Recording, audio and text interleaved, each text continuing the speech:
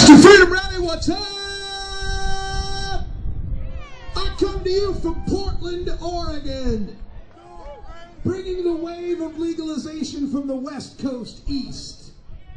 Are you ready for legalization? Are you ready to end prohibition?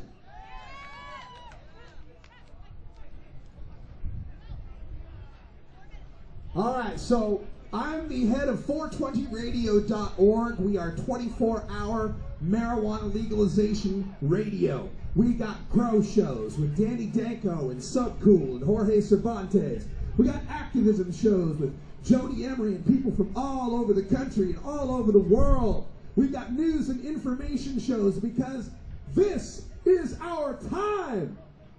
This is our time. We just had the Senate Judiciary Committee, the Senate, talking about not if we're going to legalize marijuana, but how we're going to legalize marijuana. We're going to legalize marijuana. We've legalized in Colorado. We've legalized in Washington State. We've got 20 now, 20 states where medical use of cannabis has some measure of protection. 15 states where people using small amounts of cannabis can only be ticketed, not put in jail. But that's not good enough. I know people in medical marijuana states doing time in prison. Dr. Molly Fry, Dale Schaefer, she was a mastectomy patient, battled breast cancer, survived it, started growing medical marijuana plants in California to help other cancer survivors. The feds busted her and her husband. They'd been growing small gardens for years. So the feds added up all the gardens they grew for 5 years so that it would be above 100 plants so they could put a breast cancer survivor and a hemophiliac in federal prison for 5 years. In court, they couldn't even say medical marijuana. And that's California. That's California, where supposedly it's all hippy-dippy sun and love and everybody's on weed and loving it. And people are still going to prison. People are still going to jail. A personal friend of mine, Lindsay Reinhardt in Idaho, had the cops take her kids away because she was a marijuana activist, because in her state she was trying to change the laws, because she's got multiple sclerosis and she felt like she shouldn't have to leave her home, her family, and her state just because she's sick. People say, Lindsay, just go to Oregon, and finally she had to because her own state cops took her kids away and she had to fight to get them back. So we've got a lot of progress here. We've passed a lot of legalization, a lot of decrim, a lot of medical marijuana, but it's not good enough. How many of you out there, to get a job, either your current job or a job in the past, had to take a drug test? Yeah, I see a lot of hands. Had to take a drug test.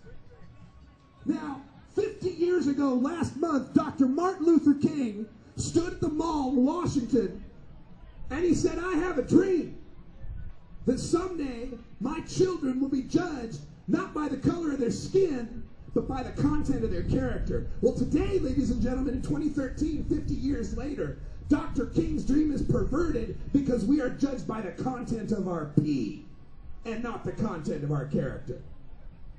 I say that if you like to smoke weed and then you get up in the morning and go to work and do your job, if you wake up and send your kids to school and take care of your kids, if you're a good person, humanitarian, then there's none of anybody's business whether or not you smoke weed, drink a beer, smoke a cigarette, like to gamble now and then. As long as you're a responsible person, you deserve respect, you deserve legalization. Stick together, get with MassCan, check out 420radio.org, and let's legalize it here in Massachusetts 2016. Legalize 2016.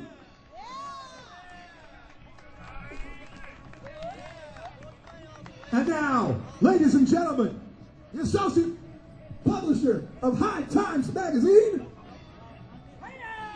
Rick Cusick. Thank you, Russ Belville. Hello, Boston.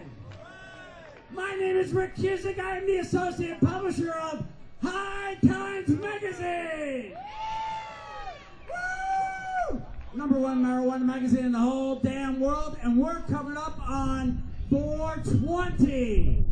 Anybody know what time it is? Somebody tell me what time it is. 417. 417, I got 3 minutes. I got 3 minutes to tell you a little story. We gotta bring up a friend of mine. Get over here, get over here. Let me tell you something. The reason I'm up here is 7 years ago, I was busted on this spot right here for smoking a joint. And they put me through 2 years of hell because I fought it. And I think they found me guilty. But you know something? In between that 2 years, they decriminalized marijuana in Massachusetts. And today, you see what's going on here? The same thing I got busted for is all over this place. That's what decriminalization means. What's going to happen here in Massachusetts in the next 3 years is legalization. That's where it's going to go. I'm going to come back here and do the 20 for you in about 1 minute, but first, I'm going to bring my really good friend. This guy's been smoking weed longer than you and me have been alive together. Ladies and gentlemen, give it up for Patrick Carlin. Hey, all right, all of you stoners out there. I brought my thing from 1972 out in California, man. Yeah, and they beat us 66 to 33%, but we don't give a shit. We're coming back, man. I've been on medical marijuana since 1969. I'm not